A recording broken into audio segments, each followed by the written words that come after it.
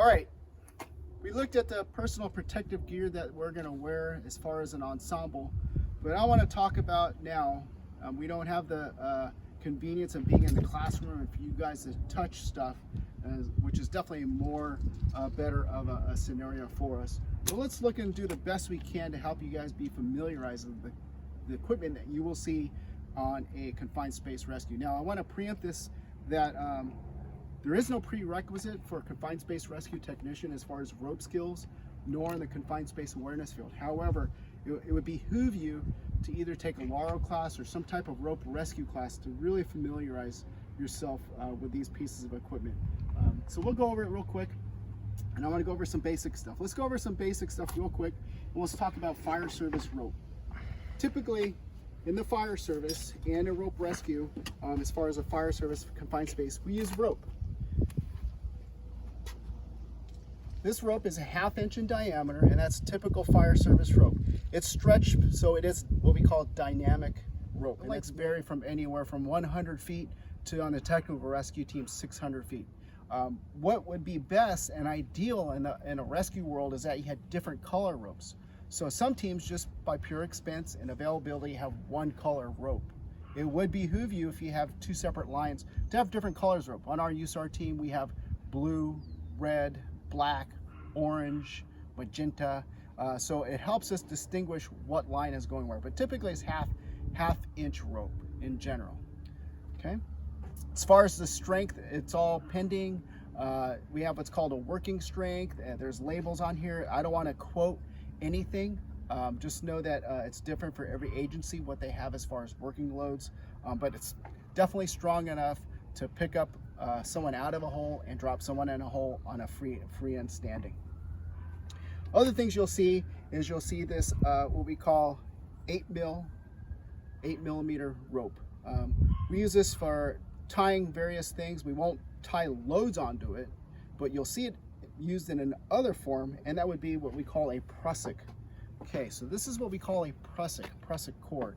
You'll see two different styles here in two different colors. This one's what we call a pre-stitch prusik cord, and it's pre-stitched and it's connected in here.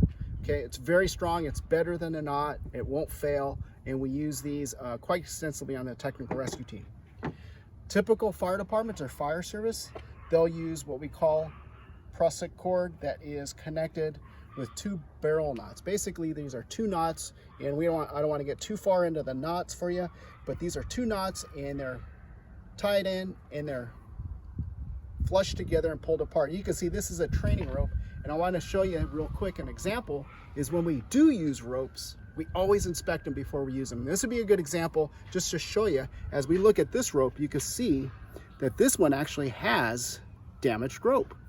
So if I were to use this in a rope rescue, I wouldn't. I would see this, I would inspect it, I would toss it out and grab another piece of prusik cord. So that's typical prusik cord. What are prusik cords used for? Well, I told ropes are used for, that's our universal thing as far as hauling, pulling, hanging, pulling, anything as far as loads. Now, what is a prusik cord? A prusik cord typically is used to connect in the middle of the rope, and I'll show you that when we start talking about retrieval lines, or connecting up to a victim or a rescuer. And that's what we use prusik cords generally for. We can also use them as braking or fall protection devices, and I'll show you that when we go to the next module, which would be retrieval devices. All right, let's move on to the next thing. And the next thing we have is called webbing. Okay, it's called 1-inch tubular webbing. It's very, very strong, and typically what we use these webbings for is to make anchorages. Okay, if some of you folks are recreational rock climbers, you know that we use these typically for making anchors. So I can tie this around a tree, around a car, around a very large fixed object, and it provides a very strong anchor in which we would connect our rope system. Well, how would we connect our rope systems? Oh, the other thing we could use these webbings for too is if I do not have harnesses or anything to hook up a victim or anything like that, I could use this as a quick device, and I'll just show you an example of one. We could use this as a quick device, if you could see me okay. This one's called a Hansen harness, and what we can do is if I were a victim, I could hook them up like this, and that is a quick type of retrieval device that I can haul out a victim if I needed it lickety split. So a lot of the firefighters hold these as far as rapid intervention crew tactics, pulling people out, but we have used it in training for victims as far as a quick harness if nothing's available. So it's very strong, easily used. If you need something in a pinch, that would be an availability using tubular webbing. Next thing, let's talk about the hardware a little bit. I'll show you different devices here. Pull out one more here. And just to show you some different devices here. So first of all, you guys have all seen carabiners. There are so many different types of carabiners, and they're all made of different construction. This is from, let's see here, from the least to the worst. Okay, so this is what we call a personal carabiner. It's made of aluminum construction. When you look at carabiners and you're using carabiners, we could look at this straight load here. If you were ever to load a carabiner, you definitely want to open it like this, put it in, and let me see if I can get this other pressure cord here. And if we were to load carabiners, we want to load carabiners so that the load, if you guys can see that, is carried on the long spine of this carabiner. That's where it finds its most strength. But one thing I didn't do here, what I want to show you, is that there is a screw on this. For carabiners that have some type of screw device, you want to screw them all the way down and then back them off half a thing. And they're designed to be used with the screw on. So you'll see a lot of people use them with them off and say, oh, they're okay, it's strong enough. That's not the design of it. The design of this particular device is used with using the screw link and backing it off and keeping it closed. So carabiner finds its strength along the long axis of it. You can see that. If we're pulling the carabiner like this, that's not a good use of a carabiner. It could fail, okay? So this is an example of one type of aluminum carabiner. This is another one. These are called personal carabiners because they're lightweight. We use them for personal loads, meaning if I'm hanging a rescuer or a victim.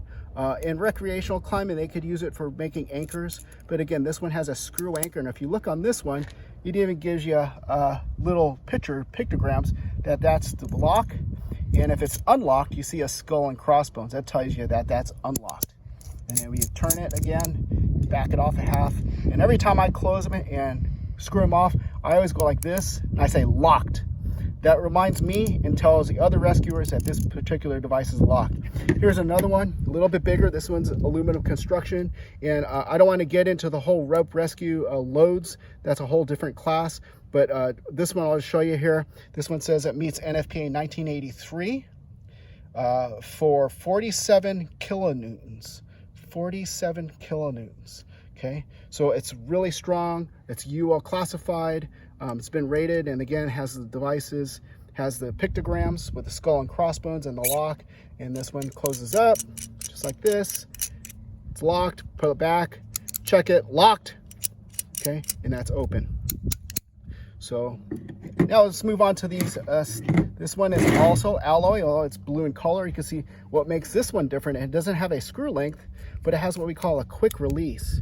Okay, so if I turn it like that, you can see the skull and crossbones here, that's open. For me to close it, I close it and I just lift it up and I let it go and it's in a locked position. So if I could show you, it kind of moves down like that, opens, and it has a little spring load device that goes in there. So this one also is made of aluminum. Okay, now we're gonna look at two steel carabiners. They're different in color, but they're both steel. Typically what we use these steel they're manufactured and designed the same way. You close them, lock it, go back and here. Steel carabiners are substantially heavier. What we typically use these steel carabiners for are for our anchors.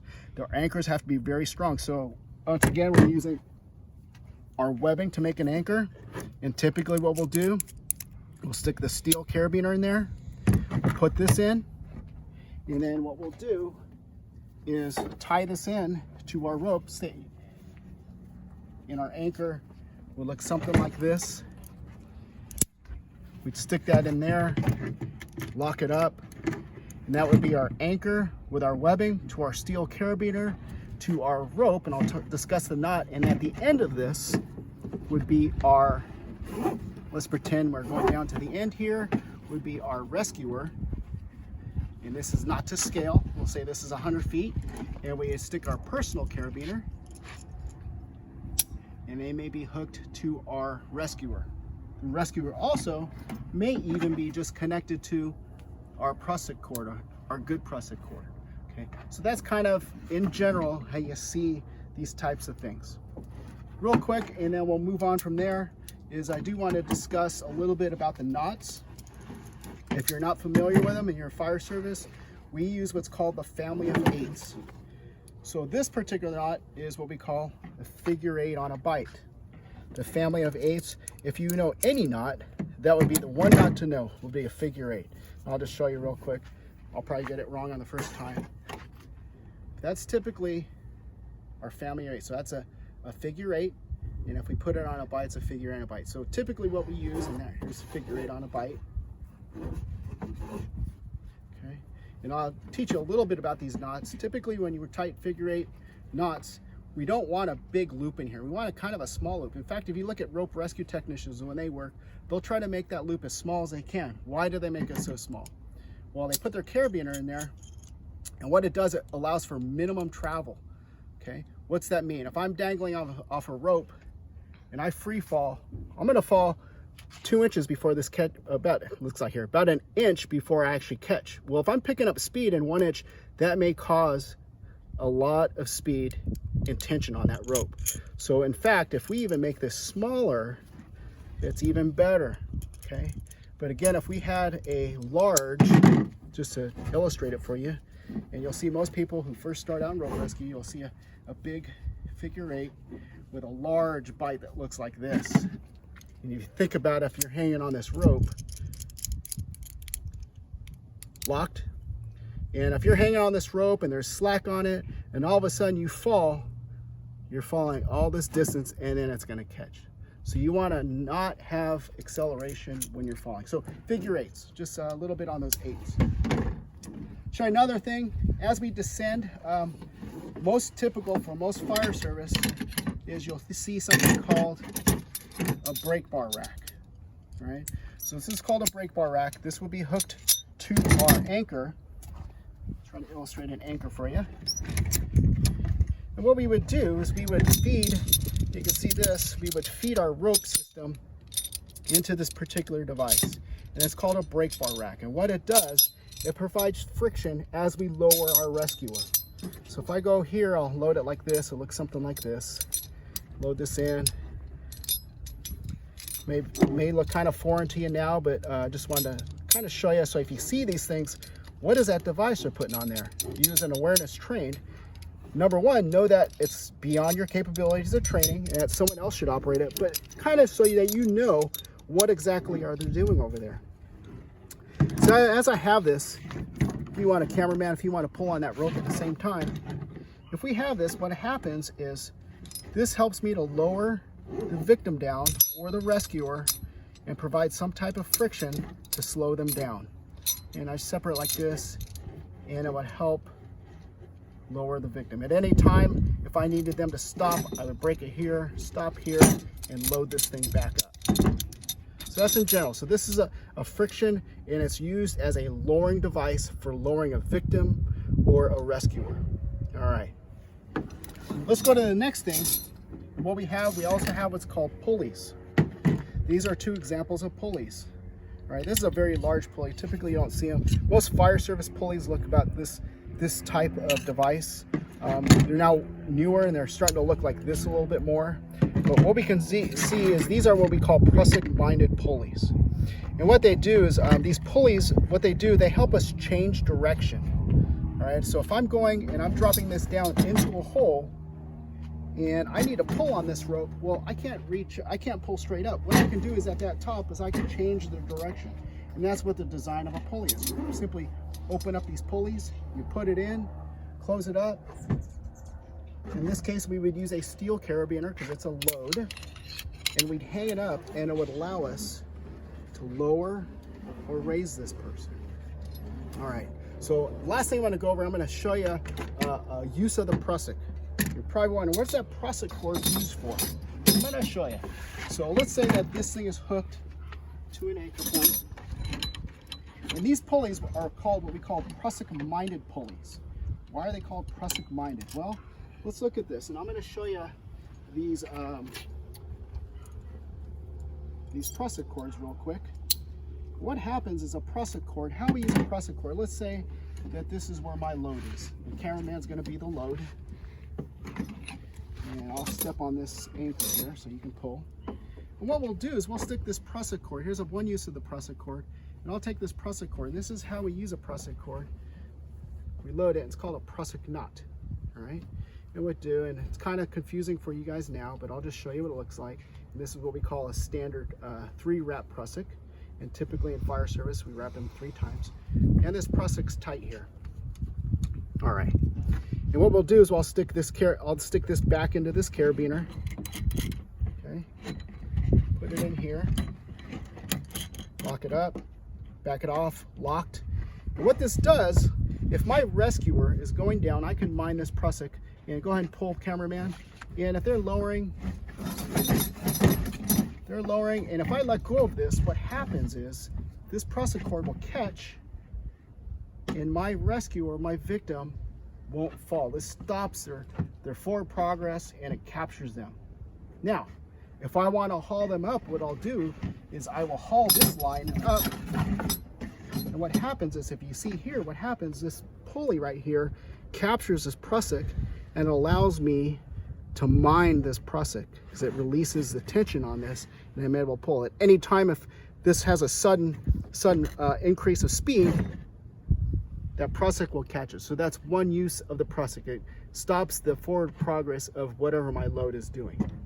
So again, recapping, we have our carabiners, we have our webbing, we have our 1/2-inch rope, we have our prusik cord, we have our pulleys, and then the last thing is, I'll show you real quick, is we want to go over harnesses.